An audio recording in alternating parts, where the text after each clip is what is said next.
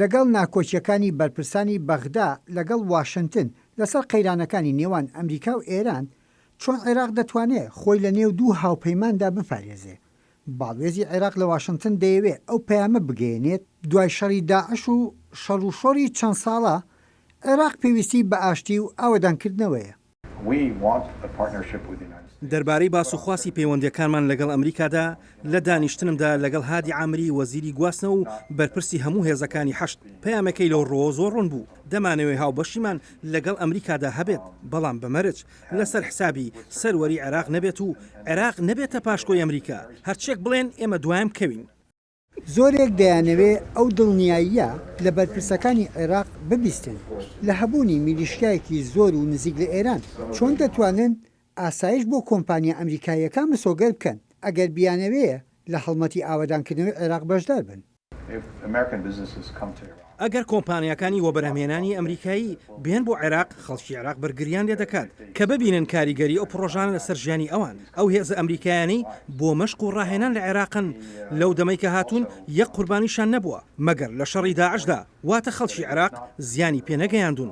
خەڵک و حکومەتیش دەخوازن کارداری ئەمریکایی بێتە ناو عێراقەوە.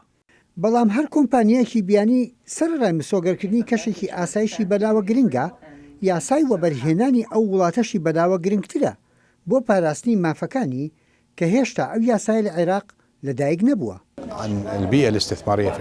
ژینگەی وەبەرهەمهێنان لە عێراق لەلایەن حکومەتەوە خواستێکی نەشاراوە هەیە بۆ چاکردنی ئەو ژینگەیە.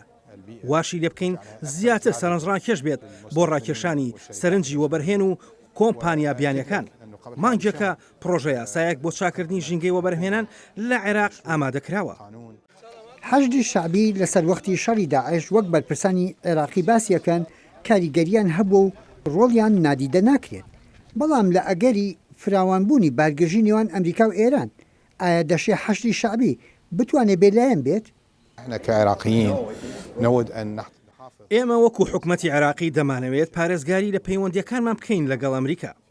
بە تایبەتی کاریگەریان هەبووە لە کۆتایی هێنان بە مەترسیەکانی داعش بۆ سەر عێراق. بەڵام لەگەڵ ئێرانی دراوسێشماندا پەیوەندێکی مێژووی و کۆمەڵایەتی و سنوورێکی بەرفراوانمان لەگەڵیاندا هەیە. ناتوانین بە هیچ شتێ بیگۆڕینەوە. پێوەریش لە نێو ئەو پەیوەندیانە بەرژەوەندی عێراقا، ناشبینە لایەنێکی شەڕ لە دژی لایەکی دیکە. هێشتا چارەنووسی قەیرانەکانی نێوان ئەمریکا و ئێران ڕوون نییە بەرەو چۆڕوات. بەرپرسەکانی عێراق لە نێوان بەرداشی ئەو ململانیانەدا بێلایەنیان هەڵبژاردووە. بەڵام ئایا پریشکی ئەو ئاگریان بەردەکەوێت؟ یحیا بەرزنجی دەنگی ئەمریکا، واشنتن.